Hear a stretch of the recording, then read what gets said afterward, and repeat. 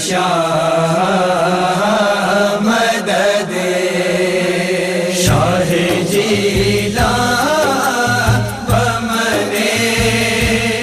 بسم اللہ الرحمن الرحیم، اللہم صلی علی سیدنا مولانا محمد وعلی آلہ وصحبہ وبارک وسلم۔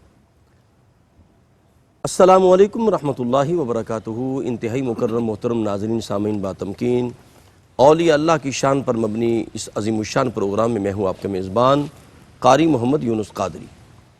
غوث پاک رضی اللہ تعالیٰ عنہ کی بارگاہ اقدس میں یہ اشعار پیش خدمت ہیں۔ حضرت علامہ ڈاکٹر محمد شہزاد مجددی دامت برکاتہ القدسیہ بارگاہ غوثیت مآب رحمۃ اللہ تعالیٰ علیہ میں یوں رقم تراز ہیں، فرماتے ہیں زمین کیا آسماں بھر میں ہے چرچا غوث اعظم کا، زمین کیا آسماں بھر میں ہے چرچا غوث اعظم کا، لگائیں کان جس جانب ہے شہرا غوث اعظم کا، کمالات ولایت میں شاہ بغداد لاسانی، بلندی پر رہا پرچم ہمیشہ غوث اعظم کا، اور کرامات و تصرف میں عجب قدرت ملی ان کو، ہر ایک انداز ہے بے شک نرالا غوث اعظم کا، اور طریقت میں اگر اپنی کبھی پرواز رک جائے، یہ تو وہی کہہ سکتے ہیں جو اولیاء اللہ ہیں اور جو صوفیاء ہیں، وہ کہتے ہیں کہ طریقت میں اگر اپنی کبھی پرواز رک جائے، وظیفہ ہم کیا کرتے ہیں بس غوث اعظم کا،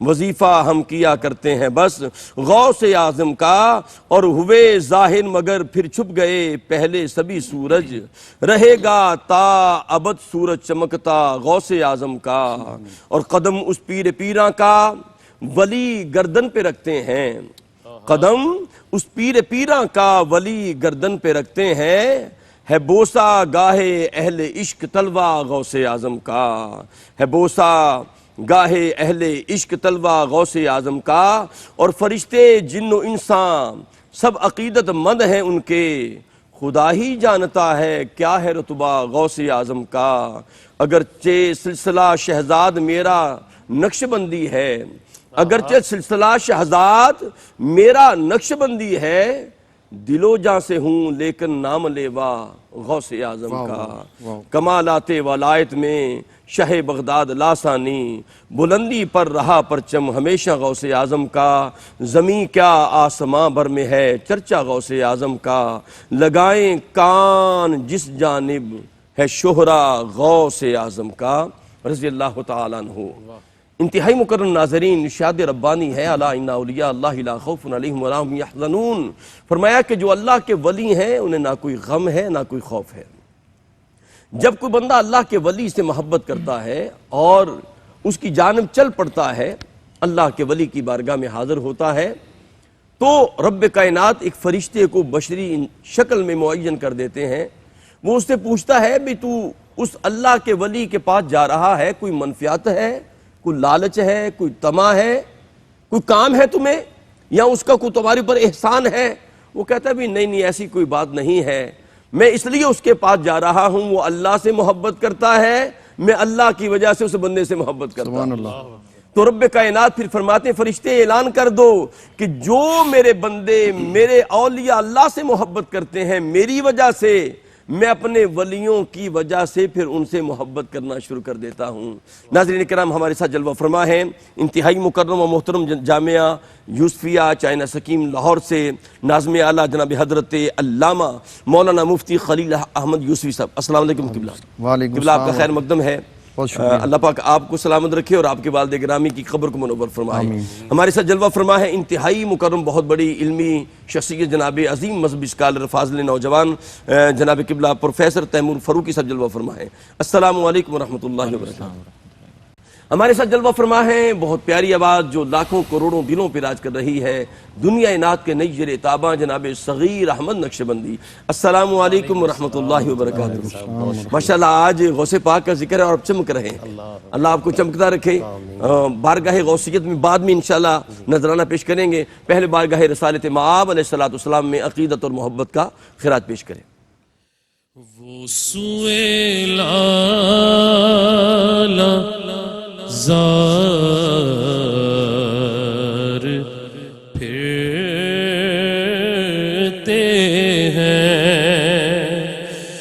وہ سوئے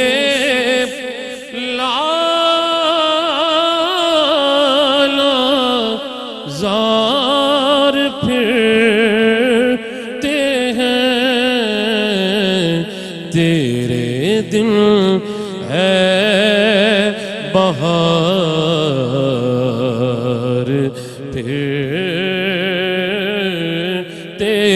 ہیں تیرے دل ہے بہار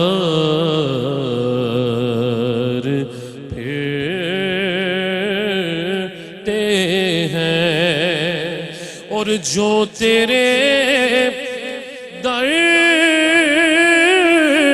سے یار پھرتے ہیں جو تیرے در سے یار پھرتے ہیں در بدر یوں ہی خوار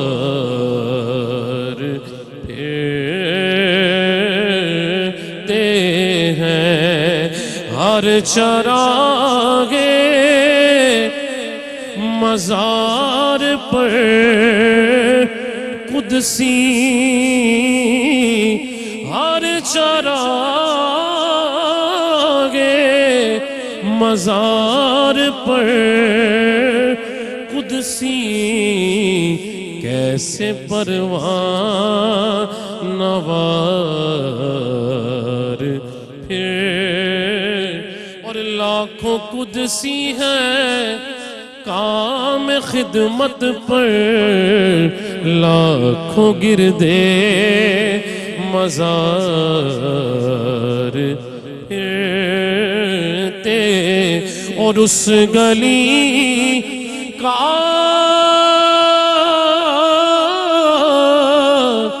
گدا ہوں میں جس میں اس گلی کا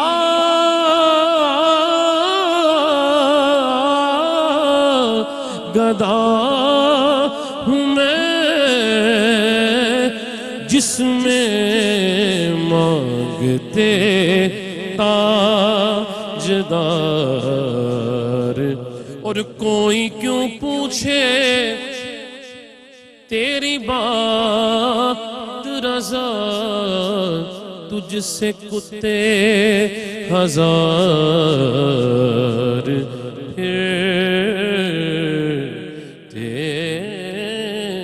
ہیں صغیر بھائی کمال کر دیا اللہ آپ کو برکت عطا فرمائے بہت خوب جی بہت اس گلی کا گدا ہوں جس میں مانگتے تاجدار پھرتے ہیں تاجدار گولڈا کے شہزادے فرماتے ہیں حضور قبلہ خواجہ نصیر غلام نصیر الدین نصیر علیہ رحمت فرماتے ہیں کہ جب سے پائے نسبت رکھا تیری گلی میں گلی کی بات ہوئی نا صغیر بھائی جب سے پائے نسبت رکھا تیری گلی میں دیکھا پھر اہل دل نے کیا کیا تیری گلی میں اور جب بھی کیا ہے میں نے سجدہ تیری گلی میں خود کھچ کے آ گیا ہے کعبہ تیری گلی میں اس گلی کا گدا ہوں میں جس میں مانگتے تاجدار پھرتے ہیں ناظرین کرام اولیاء اللہ پہ مبنی اور ان کی شان پہ مبنی بارگاہ غوث الورا کی شان پر مبنی یہ عظیم الشان پروگرام ہے میں حضرت علامہ مولانا مفتی خلیل احمد یوسف صاحب کی بارگاہ میں حاضر ہوتا ہوں قبلہ شریعت اور طریقت کی حقیقت کیا ہے قرآن و حدیث کی روشنی میں اور یہ بیان کرتے ہوئے آخر میں چند جملے کہ غوث پاک کا شریعت اور طریقت کے اندر مقام کیا بات بسم اللہ بسم اللہ والصلاة والسلام علی رسول اللہ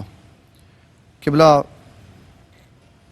آج کا ہمارا یہ پروگرام انتہائی اہم ترین موضوع کے اوپر ہے الحمدللہ کہ ہم جس پرفتن دور میں اپنی زندگی گزار رہے ہیں کسی نے شریعت کا نام لیا جی اور وہ شریعت کا نام لے کر باقی سب کچھ ملیا میٹ کر رہا ہے ٹھیک کسی نے طریقت کی راہ پکڑی اور اس نے شریعت کو کچھ نہیں سمجھا صحیح قرآن مجید یہ کہتا ہے کہ نبی صلی اللہ تعالیٰ علیہ وسلم کی زندگی مبارک جی آپ ہی کا راستہ طریقت اور شریعت ہے ٹھیک ہے جس نے ان دونوں کے درمیان میں فاصلہ کیا جی اس نے اپنے لیے جہنم کی جگہ کو منتخب کر اللہ یعنی یہ لازم و ملزوم ہے لازم و ملزوم واہ واہ واہ امام احمد رضا فاضل بریلوی رحمۃ اللہ تعالی نے طریقت و شریعت کی تعریف کرتے ہوئے جو مثال سمجھائی نا وہ بڑی با کمال تھی. بسم اللہ. فرمایا لوگ یہ کہتے ہیں کہ شریعت وہ قطرہ ہے، وہ دریا ہے جس سے نہریں بہتی ہیں. کہا یہ گمراہ کن عقیدہ ہے، یہ عقیدہ گمراہ کن ہے کہ شریعت دریا ہے اس سے نہریں بہتی ہیں. کہا اگر دریا کو نہر سے کاٹ دیا جائے تو نہر علیحدہ چلتی رہتی ہے، دریا علیحدہ چلتا. بالکل ٹھیک. اور اگر اس کا تعلق بھی کر دیا جائے کہ اس کے بغیر یہ نہیں چل سکتی تو اتنی دیر تو وہ چلے گی جتنی دیر اس کے اندر پانی موجود ہے. ٹھیک ٹھیک. کہا جبکہ شریعت کو طریقت سے جیسے ہی جدا کیا جائے گا دونوں چیزیں ختم ہو جائیں گی اور جہنم کی آگ سامنے کھڑی ہوگی. نہ شریعت کو طریقت سے جدا کیا جا سکتا ہے، نہ طریقت کو شریعت سے جدا کیا جا سکتا ہے. اس کے لیے قرآن مجید کہہ رہا، نبی صلی اللہ علیہ وسلم نے فرمایا وَأَنَّ هَذَا صِرَاطِي مُسْتَقِيمًا فَاتَّبِعُوا وَلَا تَتَّبِعُوا السُّبُلَ فَتَفَرَّقَ بِكُمْ عَنْ سَبِيلِهِ. فرمایا یہ جو میرا راستہ ہے نا یہی سیدھی راہ، اس راہ کو چھوڑ کے کسی اور کی راہ کی طرف جاؤ گے تو کوئی راہ نہیں ملے گی. اللہ. اس لیے نبی صلی اللہ علیہ وسلم کا ہر کام، بعضوں نے اس میں لوگوں کو دھوکہ دینے کا یہ بھی طریقہ کار اپنایا کہ طریقت وصول اللہ ہے اور شریعت چند فرائض کا نام ہے. جی جی. کہا یہ بھی غلط ہے، یہ بھی دھوکہ ہے. نبی صلی اللہ تعالیٰ علیہ وسلم کی زندگی کے ہر پہلو کا نام طریقت اور شریعت ہے. ٹھیک ہے. جس نے اس کو جدا کرنے کی کوشش کی اس نے اپنے لیے تباہی کا راستہ کھول دیا. اللہ اکبر. وصول اللہ شریعت ہے. جی. شریعت پہ عمل کریں گے تو طریقت کی راہیں ہمارے لیے کھلیں گی. غوث اعظم رضی اللہ تعالیٰ عنہ کی زندگی کے ساتھ اس کو ریلیٹ کر دیتا ہوں. جی جی یہیں سے بات آپ کی جوڑیں گے. اور جی بالکل یہیں سے جوڑیں گے. قبلہ مفتی صاحب نے بیان کیا ہے کہ شریعت جو ہے وہ بنیاد ہے اور طریقت اس کا جو ثمر ہے اور اس کا پھل ہے، اسی پہ بات کریں گے. اور ہمارے ساتھ رہیے، ملاقات کرتے ہیں ایک وقفے کے بعد. جی مکرم ناظرین، اولیاء اللہ کی شان پر مبنی یہ خوبصورت پروگرام پیش خدمت ہے اور ہمارے ساتھ قبلہ مفتی صاحب جلوہ فرما ہیں اور شریعت اور طریقت کے اندر کیا ربط ہے قرآن و حدیث کی روشنی میں بیان فرما رہے تھے اور حضور غوث پاک کا مقام اس حوالے سے کیا ہے. بسم اللہ جناب. غوث اعظم رضی اللہ تعالیٰ عنہ شریعت و طریقت کے وہ بالا اور بلند مقامات پر ہیں ٹھیک ہے، جس کے اوپر کوئی محنت کر کے بھی نہیں پہنچ سکتا. جی. اور امام احمد رضا فاضل بریلوی رحمۃ اللہ تعالیٰ علیہ نے فرمایا نبی صلی اللہ تعالیٰ علیہ وسلم کے بعد سلسلہ بسلسلہ یہ شرف کہ امامت کبریٰ جب سے حضرت سیدنا غوث اعظم رضی اللہ تعالیٰ عنہ کو ملی تب سے لے کر حضرت امام مہدی تک اس کے سجادہ نشین صرف غوث اعظم ہی ہوگا. اللہ اکبر. جب حضرت امام مہدی آئیں گے تو پھر یہ تاج ان کے سر کے اوپر رکھ دیا جائے کیا گا. کہنا، سبحان اللہ. ان کے بعد جتنے بھی غوث آئیں گے وہ سارے غوث اعظم رضی اللہ تعالیٰ عنہ ہو کے ہی خوش نشین ہوں گے اور آپ ہی سے فیض لے کے آگے دنیا کو پھیلانے والے. کیا خوبصورت گفتگو. اور پھر اس کے بعد غوث اعظم رضی اللہ تعالیٰ نے جو حقیقت اور شریعت اور طریقت کی بات سمجھائی. آپ فرماتے ہیں قلائد الجواہر میں مولانا یحییٰ تادنی نے اس کو لکھا کہ غوث اعظم رضی اللہ تعالیٰ عنہ سے ایک دن بادلوں کی کیفیت میں آواز آئی جی. اور اس نے بادل کے ٹکڑے نے یہ کہا اے عبد القادر جی. آج تو عبادت کر کے اس مقام پر پہنچ گیا ہے کہ آج کے بعد ہر حلال اور حرام کا فرق تیرے لیے ختم کر دیا گیا. یہ جو ہم معاشرے میں دیکھتے ہیں شریعت کے بے راہ رو لوگ کھڑے ہیں اور کہتے ہیں ہماری نمازیں دل میں ہو جاتی ہیں، ہمارا سارا کام، یہ وسوسہ ڈالا گیا غوث اعظم رضی اللہ تعالیٰ. تو آپ نے لا حول ولا قوت الا باللہ پڑھ کر اس کو یہ جواب دیا. فرمایا جو شریعت میں نبی صلی اللہ علیہ وسلم نے حرام کیا وہ قیامت تک حرام رہے گا، وہ میرے لیے کبھی بھی حلال نہیں ہو سکتا. وہ بادل پھٹا، دھواں بنا اور پھر اس دھوئے میں سے آواز آئی عبد القادر آج تجھے تیرے علم نے بچا لیا. آپ نے فرمایا اللہ کے دشمن یہ بھی تیرا ایک حملہ ہے، مجھے میرے علم نے نہیں مجھے میرے رب کے فضل نے بچایا. کبھی بھی غوث اعظم رضی اللہ تعالیٰ عنہ نے شریعت اور طریقت کو جدا نہیں کیا. ایک ہی جگہ پہ. بہت خوبصورت گفتگو ہے اور پھر کمال یہ ہے کہ غوث پاک رضی اللہ تعالیٰ عنہ شریعت کے بھی امام اکبر ہیں اور طریقت کے بھی امام اکبر ہیں. ہمارے ساتھ محترم المقام جناب پروفیسر تیمور فاروقی صاحب جلوہ فرما ہیں. قبلہ آپ کی خدمت میں سوال یہ ہے کہ کسی ایسے بندے کو جو نااہل ہو اسے خلافت پر بٹھا دینا، اسے مسند ارشاد پر بٹھا دینا، کیا صوفیہ کا کہ یہ طریق رہا ہے؟ اس پہ ذرا روشنی ڈالیے گا. اعوذ باللہ من الشیطان الرجیم بسم اللہ الرحمن الرحیم. اللہم صلی علی سیدنا و نبینا و مولانا محمد مبارک وسلم وصلی علیہ. قبلہ قاری صاحب بڑا ایک اہم سوال آپ نے پوچھا. جی جی. اور اس کا تعلق دور حاضر کے ساتھ بھی بہت زیادہ ہے. ٹھیک ہے کہ آج کل کے دور کے اندر جو ایک جال سازی ہے اور جو ایک افراتفری کی کیفیت ہے کہ ہر شخص اٹھ کر اپنے آپ کو پیری کا ایک دعویٰ کر بیٹھتا ہے جبکہ اس کا وہ اہل نہیں ہوتا۔ صوفیہ کرام، اولیاء کرام اور ہمارے بزرگان دین کا جو ایک معاملہ تھا وہ یہ تھا کہ وہ اپنا کوئی بھی فیصلہ قرآن و سنت کے مخالفت میں نہیں کرتے تھے۔ ٹھیک ان کے کوئی بھی جو اصول تھا وہ شریعت مطہرہ کے اصول پر مبنی تھا۔ اور اولیاء کی زندگی کو اگر ہم اٹھا کر پڑھیں تو کہیں پر بھی کسی بھی اللہ کے ولی نے نااہل کو جو اس ایک معیار کے، اس پوسٹ کے، اس درجے کے اہلیت نہیں رکھتا تھا، اس کو کبھی بھی انہوں نے اس مسند پر نہیں بٹھایا۔ بالکل ٹھیک۔ اگر ہم اس کو قرآن مجید فرقان حمید کی طرف دیکھیں اور اس سے بیان کرنے کی کوشش کریں تو اس سے پہلے میں ایک بات عرض کروں کہ خلافت اور مسند ارشاد یہ ایک امانت ہے، واہ واہ، اور کسی کو قیادت سونپ دینا یہ بھی ایک امانت ہے۔ قرآن مجید میں اللہ رب العزت نے فرمایا کہ ان اللہ یأمرکم ان تؤدوا الامانۃ الی اہلھا، اللہ حکم دیتا ہے کہ امانتیں ان کے سپرد کرو جو اس کے اہل ہیں۔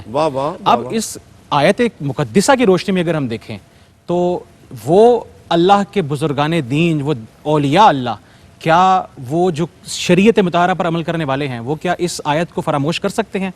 صوفیاء کا مزاج یہ ہوتا تھا کہ ان کے پاس کوئی بھی ان کے خدمت میں حاضر ہوتا تو صوفیاء اس کا تزکیہ فرماتے، اس کو علم اور تقوی کی دولت سے نوازتے تھے، اور پھر جب وہ سمجھتے کہ اب یہ روحانیت کے اور قرب الہی کے اس مقام پر پہنچ گیا ہے، یہ دوسروں کی قیادت کر سکتا ہے، اس وقت اس کو خلافت سے سرفراز فرما دیا جاتا تھا۔ حضور غوث اعظم کی سیرت کو اٹھا کر دیکھیں، آپ کے سینکڑوں تلامذہ، آپ کے شاگرد، کیا آپ نے کسی کو ایسے ہی اقربا پروری میں، کیا مالی لین دین میں یا کسی معاملت میں خلافت عطا فرمائی؟ نہیں، آپ پہلے ان کا تزکیہ فرماتے، ان کی تربیت فرماتے، ان کو علم کی دولت سے سرفراز فرماتے، جب سمجھتے۔ آپ کا کہنے کا مقصد یہ ہوا کہ حسب اور نسب معیار نہیں ہے، معیار نہیں ہے، تقوی طہارت اور علم معیار ہے، تقوی طہارت تزکیہ روحانیت معیار ہے جو اللہ کے نزدیک بھی ایک اہمیت رکھتی ہے۔ یعنی یہ ضروری نہیں اگر بیٹا اس قابل نہیں ہے تو کوئی شاگرد ہے، کوئی خلیفہ ہے، تو اگر وہ معیار پہ اترتا ہے تو اسے بٹھا دیا جائے۔ بالکل ایسے ہی ہے۔ رسالت امام صلی اللہ علیہ وسلم کی حدیث مقدسہ ہے، آقا علیہ السلام نے،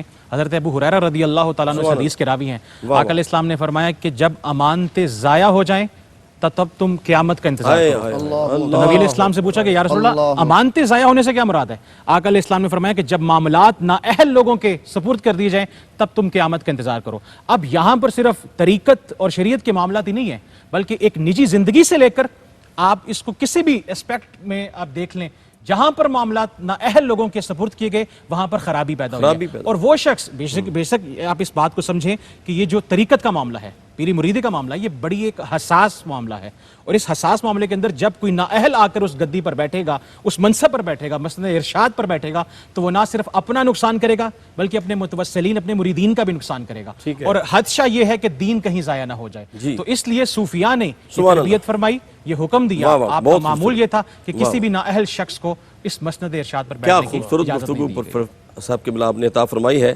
قبلہ مفتی صاحب آپ کی خدمت میں حاضر ہوتے ہیں، اور بڑا معصومانہ سا سوال ہے کہ بعض لوگ کہتے ہیں جناب بس ہم تو بس روحانی نماز پڑھ لیتے ہیں، جناب بیٹھے ہوتے ہیں اور جناب عجیب سلسلہ ہوتا ہے، یعنی وہ کہتے ہیں کہ اصلاح باطن کی آڑ میں وہ خلاف شرع بات کر رہے ہوتے، ظاہر میں خلاف شریعت چل رہا ہوتا ہے، بلکہ یہاں تک انہیں قرآن پڑھنا نہیں آتا۔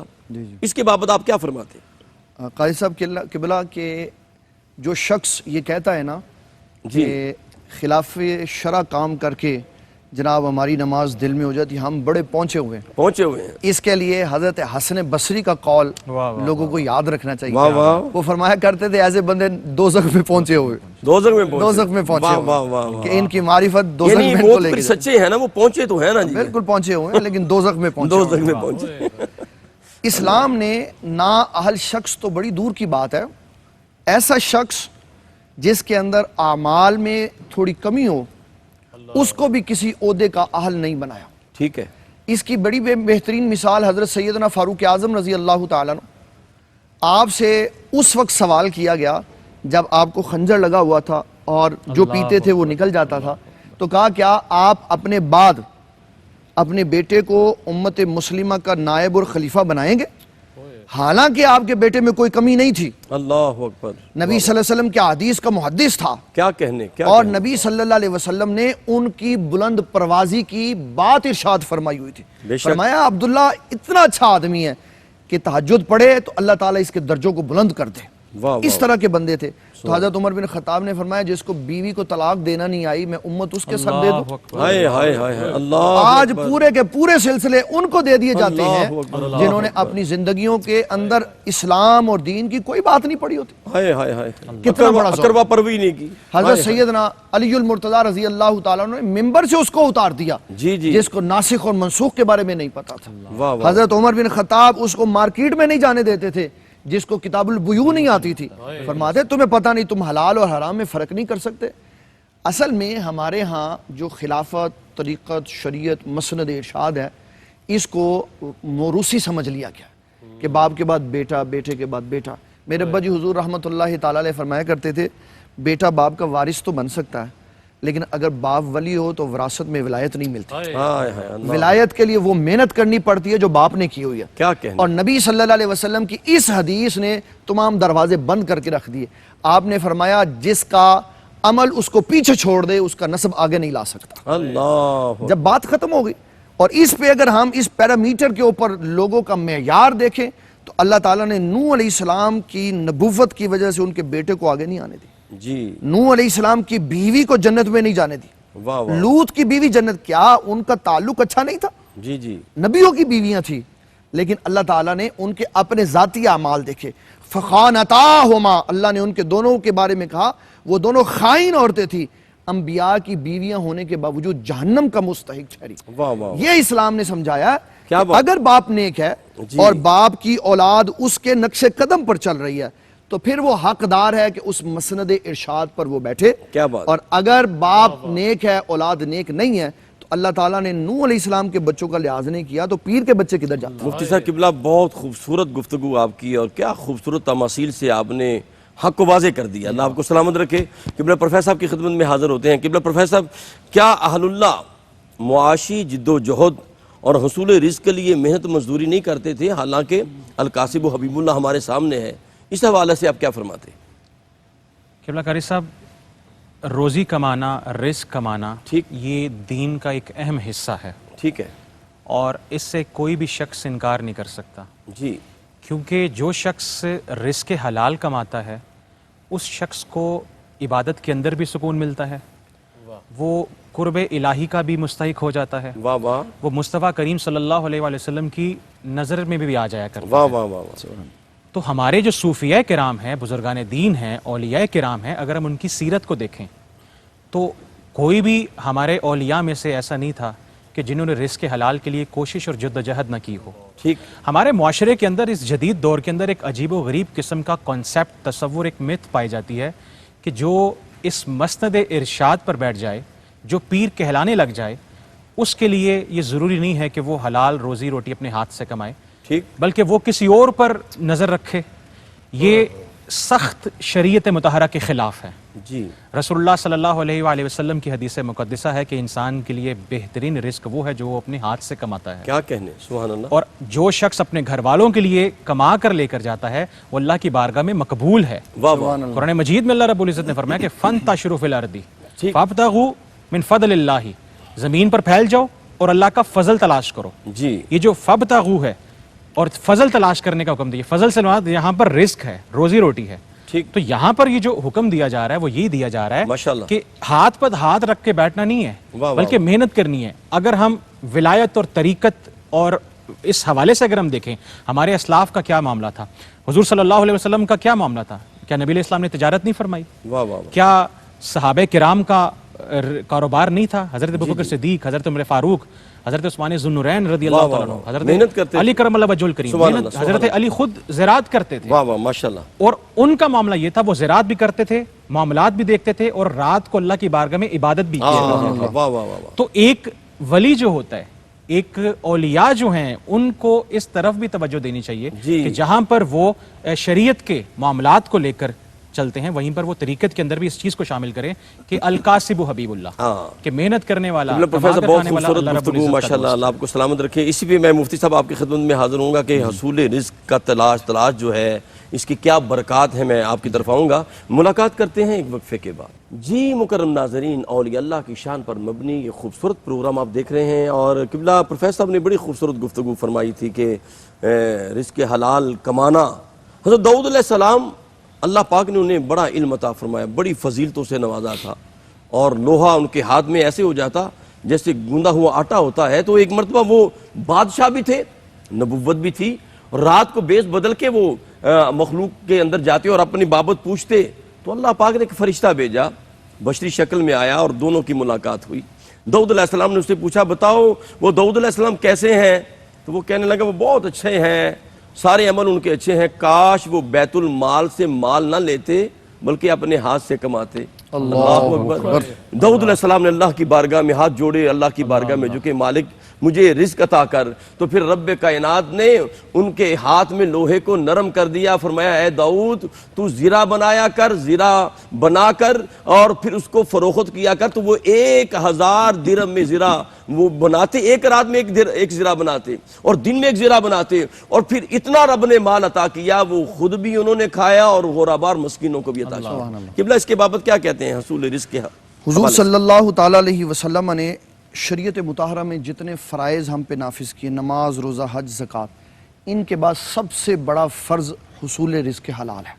ٹھیک ہے. نبی صلی اللہ تعالیٰ علیہ وسلم نے ارشاد فرمایا، عبداللہ ابن عمر اس کے راوی ہیں، کہ ایک شخص اگر 10 درہم کا کپڑا لیتا ہے، 1 درہم حلال حرام ہے، 9 درہم حلال ہے، تو جب تک وہ کپڑا جسم پر رہے گا اللہ کوئی عبادت نہیں قبول کرے. اس پہ آخری بات کر کے میں آگے چلوں گا. حضور پاک صلی اللہ علیہ وسلم نے ایک بندے کا ذکر ارشاد فرمایا جس کے بال الجھے ہوئے تھے، ایسے ہاتھ بلند کر کے تھے، یا رب یا رب یا رب. آپ نے فرمایا اللہ تعالیٰ اس کی بات نہیں سنتا. کہا حضور کیوں نہیں سنتا؟ اتنا زور زور سے تو پکار رہا ہے.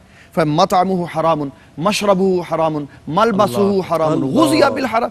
ہر طرف سے اس کو حرام چمٹا ہوا ہے، تو اللہ اس کی بات کیسے سن؟ اللہ کی بارگاہ میں مقرب ہونے کے لیے رزق حلال اور صدق مقال بڑا ضروری ہے.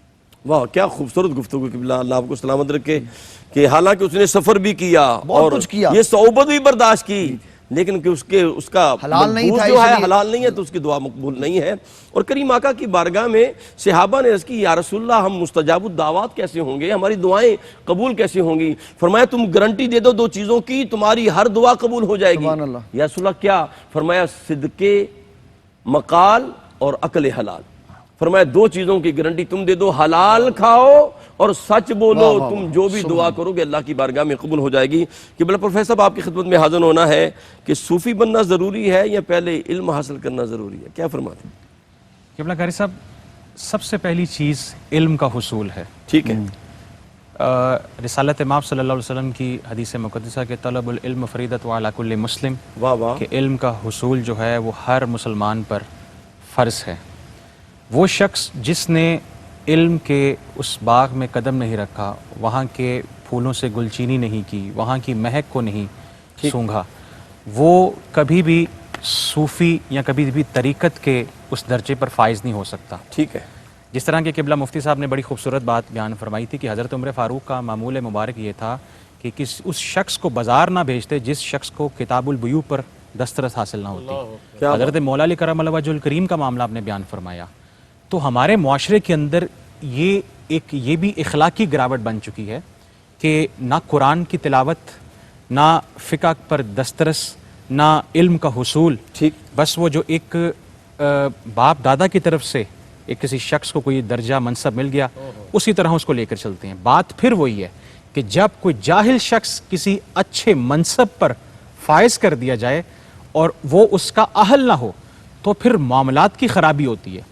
وہ شخص اپنی بھی عزت اور ریپیوٹ کو خراب کرتا ہے اور وہ ان اسلاف کی بھی عزت کو خراب کرتا ہے کہ جو اس کے اسلاف نے اپنے علم، اپنے تقوی، اپنی محنت سے لوگوں کو اسلام کی طرف لایا ہوتا ہے. حضور غوث اعظم رضی اللہ تعالیٰ عنہ کی سیرت کو اگر ہم دیکھیں تو قبلہ قاری صاحب 25 سال آپ نے مجاہدہ فرمایا. مجاہدہ فرمانے کے بعد پھر آپ عمل کے میدان میں نکلے. اور پھر حضور غوث اعظم کا معاملہ کیا ہوتا تھا کہ ایک چیز اور اس میں ہے کہ بندے کے پاس اگر علم آتا ہے نا تو وہ متکبر بن جاتا ہے، تکبر اس کے اندر آ جاتا ہے. اور قبلہ پروفیسر آپ نے بڑی خوبصورت گفتگو کی اور قبلہ غوث پاک کا ذکر کیا. فرماتے ہیں درست علما حتی صرت قطبا، کہ میں علم حاصل کرتا گیا اور یہاں سے تک کہ رب کائنات نے مجھے قطبیت کے درجے پر فائز کر دیا.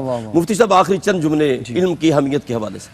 علم کی اہمیت کے بارے میں یہ بات سب سے زیادہ لوگوں کو علم ہونی چاہیے ٹھیک کہ علم سکھانے والے کو علم دینے والے لوگوں کی فطرت سے آگاہی ضروری ہے. ٹھیک ہے. حضور پاک صلی اللہ تعالیٰ علیہ وسلم نے فرمایا علم اس کو دو جو علم لینے کا اہل ہے. اگر آپ نے علم ایسے بندے کو سکھا دیا جو علم لینے کا اہل نہیں تو یہ مترادف ہے ایسے جیسے سونا ہیرے جواہرات آپ نے خنزیر کے گلے میں ڈال دیے. تو علم دینے کے لیے پہلے اس کی قابلیت دیکھو یہ کس مزاج کا بندہ, باغی تو نہیں, بے دین تو نہیں, بد عقیدہ تو نہیں. اس طرح کے بندے کو علم دینے سے بھی شریعت اسلامیہ نے اجتناب کرنے کا کہا. ان کی بات سے ایک بات ضروری بتانی سمجھتا ہوں کہ ہمارے ہاں میں صوفی جو ہے نا وہ ایک آج کے دور میں بڑا معیوب سا لفظ ہے, جبکہ اہل تصوف صوفی کس کو کہتے ہیں جب بادشاہ کے ہاں مال غنیمت آتا ہے نا تو بادشاہ کے سامنے کھول کے رکھ دیا جاتا, تو جو اس کو پسند ہوتا ہے وہ لے لیتا, تو فرمایا اس کو صوف کہتے ہیں.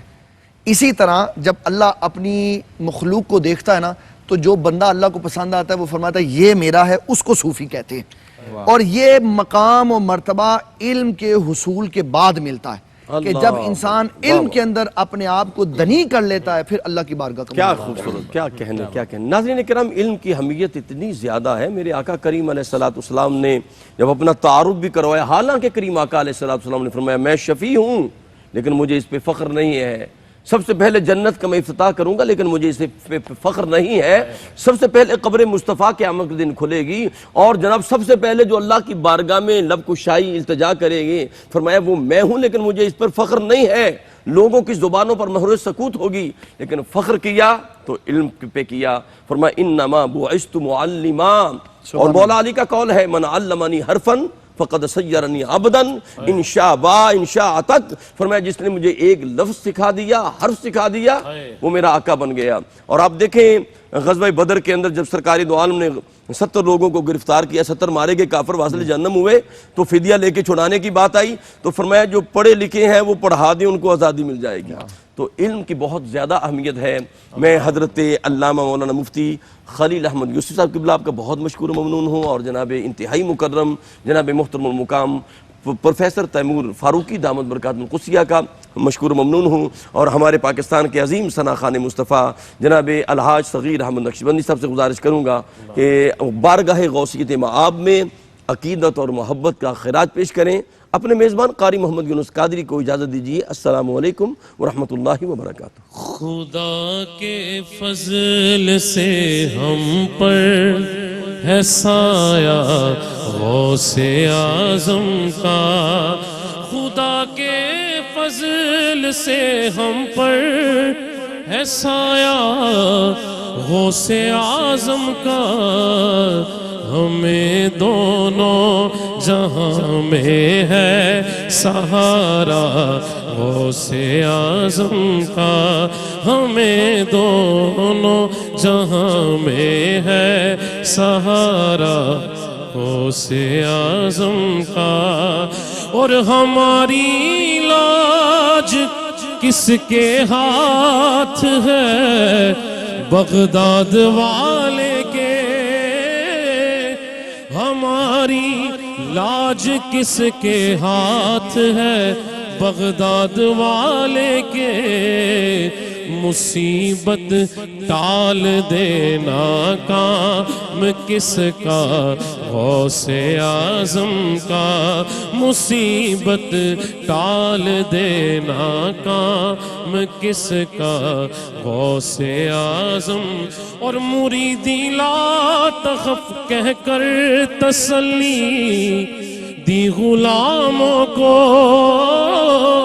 مریدی لا تخف کہہ کر تسلی دی غلاموں کو, قیامت تک رہے بے خوف بندہ غوث اعظم کا, قیامت تک رہے بے خوف بندہ غوث اعظم کا. عزیزو کر چکو تیار جب میرے جنازے کو, تو لکھ دینا کفن پہ نام والا غوث اعظم کا، اور ندا دے گا منادی حشر میں یوں قادریوں کو، ندا دے گا منادی حشر میں یوں قادریوں کو، کدھر ہے قادری کر لے نظارہ غوث اعظم، اور جمیل قادری سو جان سے قربان مرشد پر، جمیل قادری سو جان سے قربان مرشد پہ، بنایا جس نے ہم جیسوں کو بندہ غوث اعظم کا، بنایا جس نے مجھ جیسے کو بندہ، مریدی لا تخف کہہ کر تسلی دی غلاموں کو، مریدی لا تخف کہہ کر تسلی دی غلاموں کو، قیامت تک رہے بے خوف بندہ غوث اعظم کا، خدا کے فضل سے ہم پر ہے سایہ غوث اعظم کا۔ اور یہ شعر آپ کی بارگاہ میں محبت سے پیش کیا ہے عاشق نے، اور میسیج ہے، فرشتے مدرسے تک ساتھ پہنچائے کو جاتے تھے، فرشتے مدرسے تک ساتھ پہنچانے کو جاتے تھے، یہ دربار الہی میں ہے رتبہ غوث اعظم کا، خدا کے فضل سے ہم پر ہے سایہ غوث اعظم کا۔